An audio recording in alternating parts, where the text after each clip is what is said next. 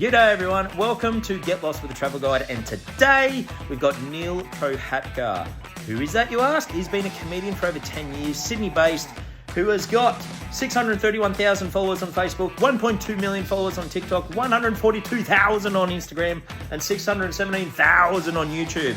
In other words, he's an independent comic who is fucking killing it and has been in the game for a long bloody time. We chatted about his life, where he grew up, and what it's like being on stage as a comic. Hope you enjoy. Recording in progress. NEEL, thank you for agreeing to have a bit of a chinwag. Again, we've actually crossed paths with you in the street randomly in King's Cross or Potts Point or something. I was having catch up with Richard. When you cross paths with someone in King's Cross. Fuck yeah, I know, right? Just did the double take. I'm like, do you ever get that? Like, do people, spot you from shows or anything like that, and you get the double take? Yeah, I get a bit of that. And I think in people's minds they're like, oh, is that the guy? Oh, I don't want to be racist, but I think I'm like the guy. Yeah, well, it got me. I caught up with Richard, who's on Married at First Sight, and yeah, we're just like wrapped up catch up for a coffee and did the double take, and then yeah, we had a chat before, but this is I guess number 3. So yeah, yeah, man. So a bit about this podcast. I'm not sure if you're aware, but I invest fucking $0 into this. So I've been given like a free light setup, and it just shit itself. So that's why I'm looking a bit dull. So on every podcast, I always send an email like how to set up a Zoom. And you've done an outstanding job, and I'm looking like I haven't. I'm looking I haven't got my lighting correct. You look beautiful, Ben. Nah, stop it. I've got a bit of natural light coming in, but if the clouds come, I might look a bit dull myself. So let's hope that the cloud cover doesn't come for this podcast. That's the one. So what I like to do about the podcast, it's a bit of a get to know you, go behind the scenes of, where you started and then where you're up to now. And at the very end, I've got a bit of a game we can play. So yeah, we'll see how we go. Might take half an hour, but because this is a really shit podcast, I invest no money, and it is the free subscription of Zoom. So if we keep chatting and you want to keep going, I'll have to send you another Zoom link, but we'll see how we go with time. I love that. High budget, mate. Yeah. Yeah, that's the thing. I just can't invest any money in this unless I'm getting sponsored or something. Like then I'll actually pay for lighting or something like that. So, but we'll make this a bit about you. So I'm curious to know. I think you're in Sydney. Did you always grow up from there? Is that always home? Yeah, I grew up in Sydney in the St. George area. A few people might know of the St. George Dragons, and I moved around there. But I've always... We've lost you. No. We've lost you. We've got you. Hey, we're back. All right, we're all good. Yeah, you said about St. George, and then I lost you. Oh, right. Sorry. Yeah, I was just saying I grew up in the St. George area of Sydney, so a few people might know the St. George Dragons. I always grew up there, and now I live in sort of the inner west area, outer inner west. I don't know, some people call the inner west up to Parramatta, so then I would be in the inner west. And I've always lived in Sydney. I love it, even though property's a bit expensive here, but it's always been home, and I do love it. Are you buying into that, the whole housing crisis thing? What do you mean buying into? I wish I could buy into it. No, like hard to buy into it now. No, I follow that space myself, like, because a lot of Sydney-siders come up to where I live in Newcastle and investing at the moment. It's just gone fucking mental, which is kind of crazy because it's not a capital city, but it's getting a lot of growth. But I hear a lot of the people go, nah, I can't buy a house. And I just think, well, you can if you don't want to live in fucking Vaucluse or Bondi or something. Like, I think people, if they decide to move 60, 70, maybe even 80 kilometers in the Sydney region, it is affordable. But no one's reporting on that. I've found that, well, no one just wants to move out there. People want to stay close to the hub and just complain on how it is instead of commute. But that's my interpretation. I think some people definitely want to stay in the wealthy areas and be near the city. But even if you look at the outer suburbs, the property prices there have gone pretty high, and with mortgage rates the way they are, I think it's fair to say that it's harder. It's not definitely not impossible, and yeah, you certainly have to make sacrifices and things like that. Um, but even areas in Sydney that would traditionally be called rough or the sorts of places you wouldn't necessarily want to live. They got multi-million-dollar houses now, so I think I think everyone just wants to live in Australia and buy property here. Yeah. But then again, you get some areas that bloody don't go anywhere. Like they don't rise in value, they don't grow. So, I know people that's bought property and lost a couple $100,000. They fucked up. They've just bought in the wrong areas. But like they bought in mining town. They shut the mining town, 10,000 people.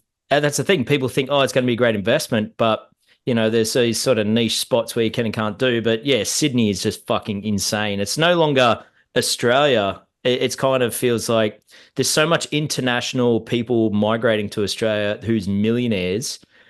And one of the hot spots they're choosing to live in is Sydney and just buying up the property. So it's like the average Joe, they're just going to be eating a shit sandwich. But how are Feels like you? Blade Runner. Yeah, totally. But is that the case where you are in Sydney? Like, how are you um, going with that as a comic? Well, comment. Oh, there's my. Hey, Cat's still on Um, the show. I forget. Comedy is definitely a volatile industry, and you don't have a consistent paycheck. But I've been doing it full time for nearly 12 years now. I've been very lucky to do any artistic profession full time in Australia. I definitely have to count myself as being blessed. And it's an interesting space right now because you have mainstream media and institutions that were formerly quite well renowned. They're sort of losing credibility and losing money, and a lot of people are coming up through the internet, but that's also quite I suppose, a saturated marketplace. There's more and more people wanting to be content creators, and whether they're strictly comedians, there's a lot of people that are comedic content creators, and they're all in the same sort of space competing for eyeballs. So it's changed a lot since when I started, and it's just about adapting and continually putting out good, funny content and getting people to come to live shows. That's my main source of income, live shows, and my main audience is here in Australia. I am doing some tours overseas. I'm doing the UK, but I mean, I'm probably going to target the Aussies in the UK, and there's a lot of them there. So, yeah, I make it work full time, and I've been very happy with how it's been going. But yeah, look, it is a volatile industry, and you don't really have. Sometimes you don't know how much you're going to make for the year. But look, I love what I do, and um, it's still worth it in the end. I love your answer.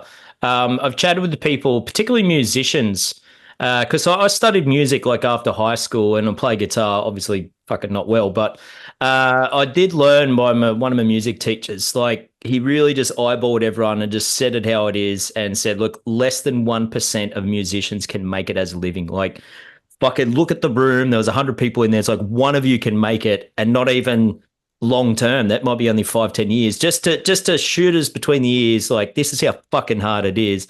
And I'd imagine like comedy might be a similar sort of bracket. Like many people might maybe go to like an open mic night thinking I'll give it a go and then get some maybe momentum and then think, as you said, you've done it full time for 12 years. How did you get started? Well, first, I want to say I saw you play a bit of guitar on Maps, and I think you're pretty good. Don't sell yourself short. Fucking Um, hell, man. That was so bad when um, yeah, I started with open mic. So I started at a time when the internet was just popping off, and I simultaneously did a lot of open mics and posted sketches online. And I went viral relatively early in my career. I had a couple of big videos now 11 years ago. And from then, I never really looked back. I started doing live shows, and people wanted to see me live, and hopefully I put on a good show for them. And I suppose if you look at it from a business point of view, that's been the main model for a long time, and I like that. I think that's my best asset, my ability to perform live, and I've tried to post a lot of different content and I guess update my brand and not just put the same thing out there, while at the same time also just giving the people what they want. And I think it's like a musician where, sometimes you got to come out with club bangers and sometimes you got to do the artsy album. So I'm trying to walk the tightrope of that and still maintain credibility as an artist whilst also just putting out the bangers and the really funny clips. Yeah, man, that's such a great perspective. Like, are you trying to be the Nickelback and write the hits? Or are you trying to have those artists? Like, I I'm not remember trying what to be Nickelback, that's for sure. fucking why not, man? Like, they're selling out stadiums. So I remember one of his. I'm not trying to develop the brand of Nickelback for some reason. Look, I actually think they're pretty good, but for whatever reason, they became a meme, a very hateable meme for some Yeah, reason. because he gives his opinions and he's just got backlash, and and he's stuck by it. I can't help but respect him for that. Like, Is and that and is maybe in the comedy space. I always thought they just people just stopped liking their music, but was that actually the catalyst for why people stopped liking them? Was he outspoken about various things? I think that's certainly fanned the flame. Like, he's the front man and he had an opinion. And like, for example, this reporter, just they're trying to give him a hard time. It's like, all you're trying to do is write hits. It's like, yeah, can you do it? You know how fucking hard it is to write a hit? Like, people go, oh, you're selling out, you go mainstream. It's like, yeah, no fucking shit. I'm trying to earn money. He did it, sold stadiums, cashed in big time. But people always, I think, hate on that type of success. So he doesn't have a humble pie in him. And I think people love him or hate him for that. And I think that's what causes that divide. Me personally, I think fucking respects her. Like, talks the talk and walks the walk. So, all right, well done, son. But that's my interpretation. But people fucking hate him for it. So, is the comedy the same sort of space? Do you feel like if you got success, like, do you ever encounter comedians that are like that? Like, you see their career rising, and their ego matches that, and they become assholes. Yeah, look, in any creative field where if you make it, you usually become quite wealthy and well known. There's going to be an ego inflation that comes with that.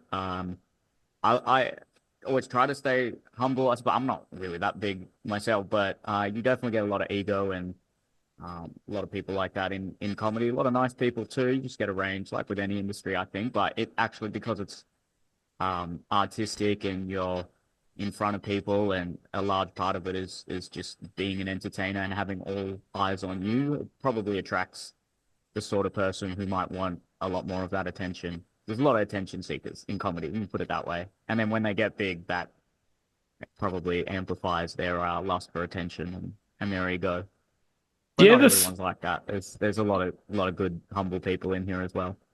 do you ever find you said you've been doing having a comedic career for 12 years. Have you ever encountered that a lot of comedians have a bit of a screw loose? Like, they might have sort of mental health issues, or they might, be struggling in life and use comedy as a tool or as a coping mechanism to push through those dark times. Yeah, definitely. I mean, I think it's rare to find a comedian who doesn't have something going on there, or is just a bit weird, or whatever it may be. The profession doesn't exactly attract normal people. When I say normal, I'm not saying there's anything wrong with them, but you definitely get the weird and the wacky, and often the people who might have mental health issues doing comedy, and they're often quite good at it because they can see the world from a different perspective and find the humor in things that otherwise people would see as normal. Hmm. I think it's brilliant. I think, if you are struggling in some shape or form and apply it to an art or some type of expression, musicians are much the same. Some of the world's best albums are written in during a dark time. So it's an artistic expression. Like, I'm going to take the piss out of myself, or or some situation or some trauma that someone's gone through and apply that on stage and people clap that. Uh, I think it's fucking brilliant. I think it's a really authentic experience and a brilliant uplifting experience to be able to do that. So I'd love to ask you. So you started. Did you know you're going to be a comedian when you left school? Like, was that something? Yep, I'm going to do. How did you start to discover like you were funny and that's the way to go? I did a lot of performing. From when I was 10, I was on stage. I was doing acting, stage. I was even doing a little bit of dancing and singing, although I wasn't particularly good at that. And I was good at comedic acting, and I had a knack for impressions and making people laugh on stage. So I thought the natural pathway would be to try comedy. I did a lot of improv as well. And then after school, that was the dream. I definitely wanted to be a comedian, and it happened when I was 19. So I'm very lucky in that regard. And it was certainly something I wanted to do from a very young age, probably 14 or 15. I remember thinking this is definitely what I want to do full time and hopefully for the rest of my life. Do you have any tips for any up and coming comics? Because if it's as hard as what I was expect it to be, someone's coming up, you've just met them, and they've just done a mediocre performance. They've done a 10-minute set, and they've said, "Neil, mate, help." What do you say to them? Like with anything, it's just hard work. You just keep practicing the set, refining it, changing little things, working at it, and it's going to take you a few years before you get good. And you got to be able to fail. So you learn more from the bad gigs, from when you fail, and similarly with the bad videos, you learn more. So don't be afraid to fail and just keep at it and think about it long term rather than just look. If you're gonna be discouraged from one bad gig, then you can't. This is not the profession for you. You gotta say, all right, in 5 years, if I'm getting good laughs, then I've done well, and just have a long term plan and a long term goal to be the best comedian you can, and keep working at it, and try to write every day, and try to perform as much as you can, and now I guess try to post as much as you can as well. And if you do all of that, you're ticking all the boxes and you're giving yourself the best chance to succeed. You sound like you've read a lot of Tony Robbins or at least a lot of self-help books or something. Have you? What's your favorite self-help book? Am I correct on this? Okay, I went through a bit of a self-help phase in my mid-20s, and I did read Tony Robbins. I read Awaken the Giant, and that one definitely spoke to me. I actually liked his one on I forget what it was called now, but he did one on finances, and he just gave a very simple, easy to understand rundown of how you can give yourself the best chance to financially prosper over the long term without taking too many risks. And I really like that one. Other self-help books, I did like Jordan Peterson's self-help work. I liked the classic The Subtle Art of Not Giving a Fuck was good. Mm. And those are the ones that come to mind. And trying to think what The Power of Now, all the Eckhart classics. Tolle. Yeah, Yeah, yeah. all the classics. I liked all of them. I I don't know if I have a favorite, but they all give you Yeah. little gems of wisdom that are extremely useful in your day-to-day life. I could tell. I could tell the way your approach to failure. It's very common, like extrapolating all the lessons from failure because you learn more from that. I do that myself, and I think that's excellent. So I must think you have fucking bombed on stage. If you possibly have learnt that. When's the last time you bombed? You know what? There was a gig I was organizing, ironically enough, at so what happens sometimes is venues want people to come in and you know drink their beers, so they just organize a comedy night just to get people in. And so they were running a free comedy night. So already that's a red flag.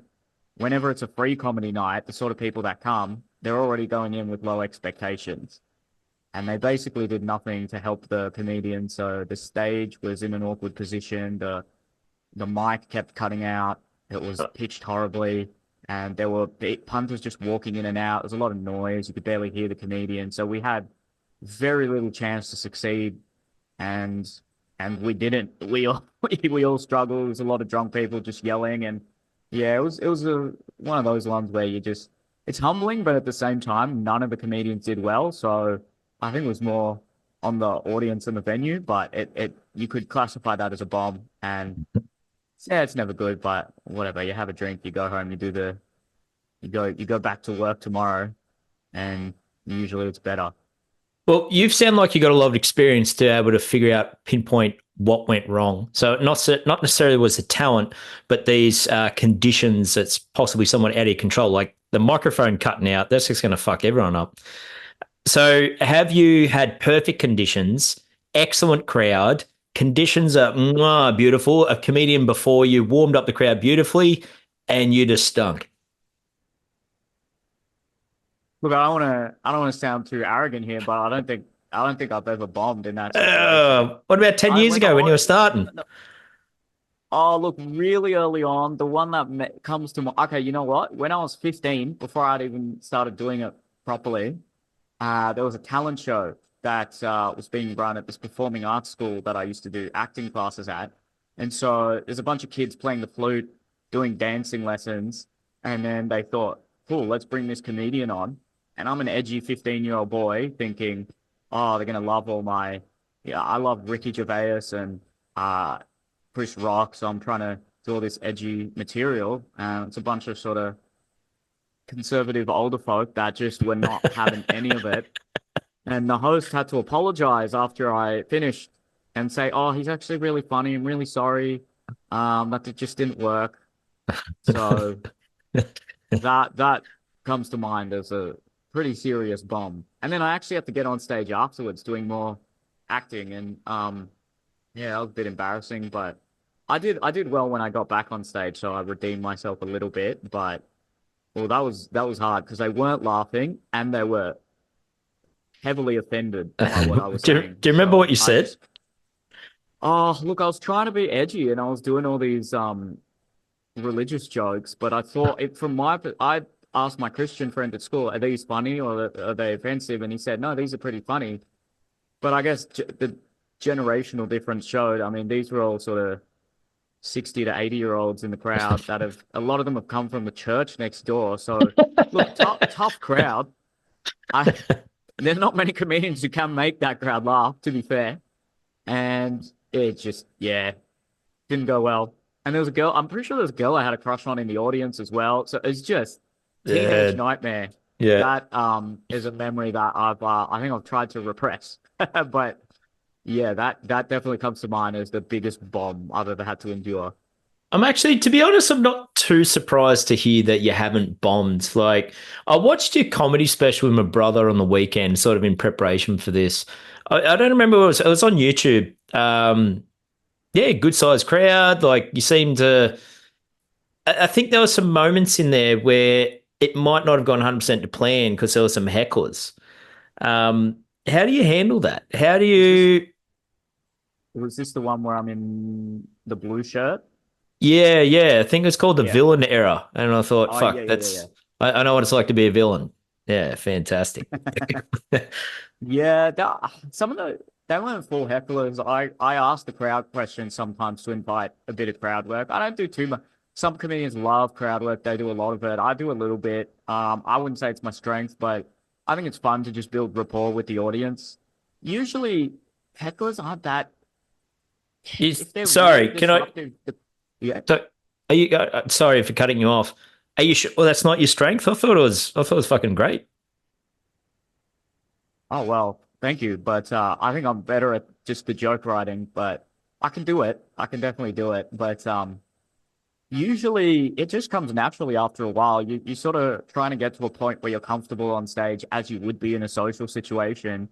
So then if someone says something stupid, which is usually what a heckler does, and you've already made the crowd laugh and they're on your side, you sort of have the social status to just shut them down pretty easily. Pretty rare that the heckler takes over the show. And maybe once when I did a gig in the UK when I was really young, when I was 20, 21, there was some heckling that probably took over the show a little bit. But yeah, since then, you just try to you ask them a few questions and they'll usually say they'll hang themselves basically. That's my strategy with hecklers. I'll say something stupid, I'll ask them a few questions, and then they'll usually just say something that's so dumb that it's just easy to pick apart. How well do you do that? Like, I watched Jimmy Carr. Like, he is so fucking good at it. And I often think, is that rehearsed in his mind where he's just waiting for a heckle? It's like he's got 10 memorized in the bank just to fucking blow them away. Or is he actually listening to the comment and sort of being that improv in the moment? Is that what you do? Or do you study some and just ready to roast them? I don't have anything planned. With Jimmy, I'm not sure.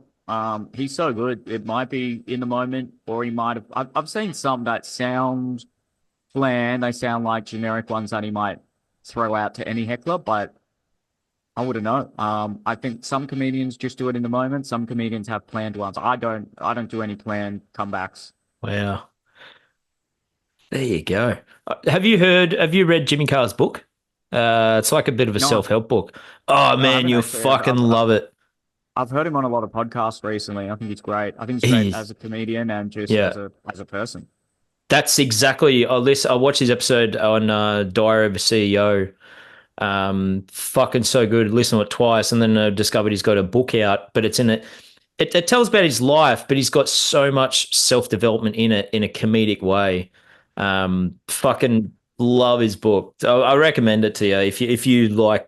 I mean, obviously for the comedy aspect, but for the self development side, he's like he didn't lose his virginity, dude. Like he was 25 or 26. And he and Really? he yeah, and he unpacks that a fair bit, and then he completed a degree at Oxford or Cambridge, like really prestigious in the UK. Like he's super fucking intelligent and driven. But it's no surprise where he's got to where he's at. Like I said, like put in the hard work. Like he is fucking put in the hard work. So good, eh? I'll have to read that one. I haven't. Yeah. Um, Oh, his audiobook. Fucking and he speaks really quick, so it's actually not a long book. It's yeah, does he do love it. his laugh in there? Huh? Oh my god. It's Is so that, is iconic, that eh? is that how he ends each chapter? He does. He does. But he speaks with so much melody and he's so articulate and really concise in what he says. It's no wonder He's why he's got to where he's at. fantastic. Yeah. Is there any comedians that you find are absolutely shithouse that are very successful and you think, how are they successful? Oh, look, it's subjective. I find a lot of the ones on some of the TV shows now are just a bit bland. And I don't know if that's them or it's because you just can't get away with much more on TV. The guy on the project, I'm kind of like, I like Sam. I think Peter, I'm just like, don't Fuck, find as particularly funny. But look, I just like to focus on myself and be as funny as I can and rather not talk too much shit about other comedians. But broadly speaking, the ones on TV now, I just don't find them particularly funny or edgy or innovative, and they just seem to be doing the same sort of things. And I just love to see one of them take a creative risk and actually. I think because their career is at risk if they do that now, they're incentivized not to do that. So it's just a weird time right now. Because TV's kind of dying, but very slowly. So they want to keep their jobs, I think. yeah, I think you're correct. Like me personally, I can't fucking stand the project. It's very one sided. I almost see it as a comedy thing now. Like I just can't. It's like a current affair to me. It's like they've got an agenda on how they want to make their stories, and there's no wiggle room. So maybe the comedians, yeah, if you don't drink the Kool Aid, she's all over Red Rover. It's a bit cringy, isn't it? I don't know. In fact, funnily enough, I was just at the Newcastle Comedy Club and someone on the project went on before me and said, has anyone here watched the project? And a couple of people said no, and then just started laughing. And then, yeah, so it's not a particularly well liked TV show. I like that. I think that particular comedian is very funny, but the show Yeah, itself is just it's hard yeah, to get totally. on board with it. All right, we've got about 9 minutes to go before the free subscription runs out. So, you mentioned before you've seen Maths. What's your Yeah. thoughts of it? What's your opinion? Honestly, I love it. I'm so entertained by it. And the way I see, a lot of people justify watching it by saying, oh, it's this exercise in human behavior and it's like watching David Attenborough documentary, but with human beings. I honestly just love it. I think it's so entertaining and I love all the drama and I love the villains and just the storylines that come out of it for whatever reason. I started watching it maybe 4 seasons ago, and I started watching it as a bit of a joke. I thought, oh, this will be cringe. And then before I knew it, a couple of episodes in, I thought, oh, what's going to happen? What's going to happen at the next dinner party? I can't stop. And Oh, since then, yeah. I've been a pretty big fan. My girlfriend and I, we love it. Blows me away to hear that because I know. Yeah, rare. you've watched 4 seasons. I didn't. I watched half of a season, not even Really? intently before it went on. So I was in fucking well over my head. But it's so weird when you're sitting at that fucking dinner party, knowing there's producers concocting a storyline and you're in it. Like I'm sitting there like I'm on the fucking show. You have a bit of a headspin moment. You're like, what the fuck? It's really hard to explain. And sometimes the dinner parties are so shit. I'm literally visualizing going, can I change a fucking channel? Like, can I put the footy on? Like, this show's While you're shit. in there. While I'm on the fucking, while I'm sitting at the dinner party, like, how the fuck? Oh, no, I can't. I got to sit here and I can't take a piss. I just got to sit here and grind it out. Fuck. So are you aware? Oh, do you believe it's as real as a David Attenborough documentary, or do you think there's a Oh, bit of manipulation of, here? of course, I'm aware that there'd be some manipulation. To what extent, I'm not sure, but there's definitely people that they paint in a certain light, and it's when they say it's reality TV, it's curated reality where it seems like the producers film it, they film everything, and then they say, okay, this is the storyline we want to go with these couples, and edit so that it just amplifies these particular traits, and this is the villain, and this is the strange guy, and we're gonna just edit everything to make them look like that, and Yeah, you're spot on. Like, you spend hours on this topic, but long story short, they asked me a question in an interview, and I might give a really good answer. So they go, "Well, cut that out. We just don't use that." Or they really want my opinion on something, and I say my opinion, and I say generally like that guy's a fucking dickhead. They go, "Ben, we don't want you to swear. We want you to say what you really think about this particular topic," and go, "No, that's not real. That's not my opinion." Go, "No, we want you to say it." So oh no, that guy very much dislike him. And then they got the word, but you know what I mean? Like they guide you to what you want. It's like, so anyway, that's one of the reasons why I got the fuck out of there and somehow wrote a song on there. Thank you for highlighting that. Um, great. When's the EP coming out? oh, yeah, when you do a duet with me, how about that? Well, if I could sing, I would, but I got no pitch, no harmony, nothing. All right, we got 5 minutes to go. And if you don't mind, we play a little bit of a game. And the Let's game do it. is first thing that come to your mind. We got 10 of them. So I'm going to say Okay. the first thing. 3, 2, 1. The first thing come to mind when I say Newcastle. Comedy. Yeah, Newcastle Comedy Club. Shout out to Brady and the boys. Housing crisis. Young. Are we just doing a word or? Whatever. Yeah. I think my mind just went to young people. True. That is a young person's problem. First thing come to mind when I say vaccine. Too far. Oof, love it. First thing come to mind when I say reality TV. Maps. That came in straight away. Wonder how they got in there. Rugby league. State of origin. Fucking tomorrow night at the Blues.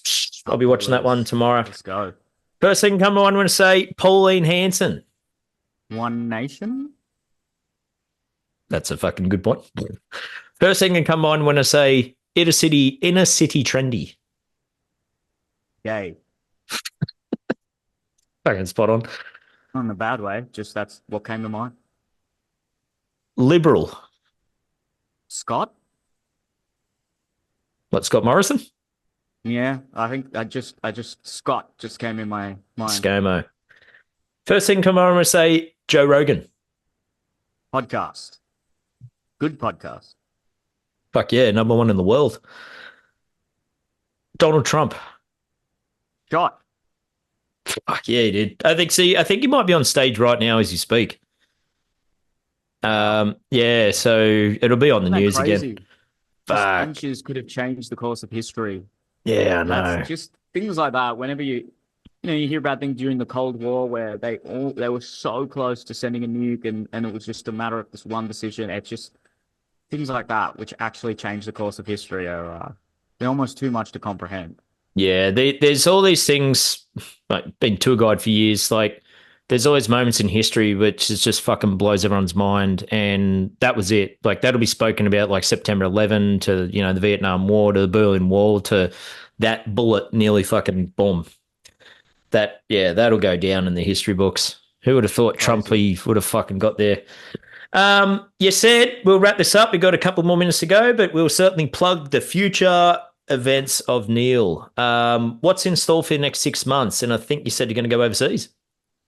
Yeah, I'm doing the UK. I'm doing the show in London on September 8th. I'm doing a few other gigs around there, but London's a big one. And then I'm touring Australia in October, November, just all the major cities, Sydney, Melbourne, Brisbane, Perth, Adelaide, Gold Coast, Newcastle, Wollongong.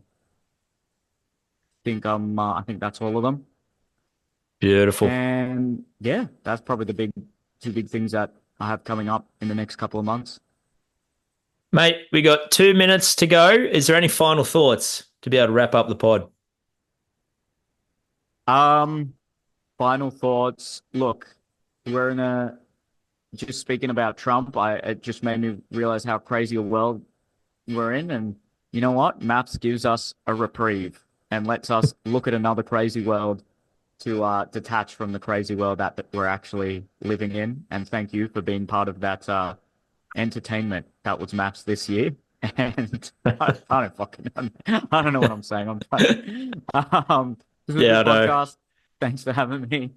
I don't have any big concluding thoughts. That was a nice concluding thought. It made me feel like I was able to contribute to society because people always thought themselves, at least I'm fucking not that dude right there. Yeah, you kept people's self-esteem high. Yeah, giving back. Yeah. Good charity. All right. Thanks, Neil. Really appreciate it. You've made it to the end of the podcast. All right.